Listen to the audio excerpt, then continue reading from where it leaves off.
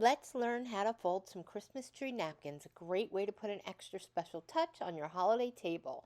Let's start by folding down our napkin and then folding from the right to the left. Now angle it so that you have the open folds pointing towards you, and we're going to start folding those up, leaving about a half an inch in between each one of your folds. Now we're going to take it and carefully flip it over.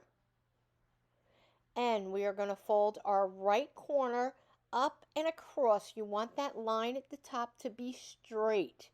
And left, fold that up. And again, match that straight line, flip it over.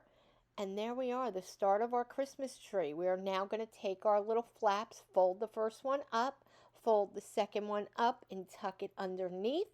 Fold the third one up and tuck it underneath again. Fold that one, tuck it underneath, and our very last one, fold it up, tuck it underneath. I've seen people, you could put a little bell on your napkin now, a little bow. I'm using, that's a napkin holder, and I just think it looks adorable for the season.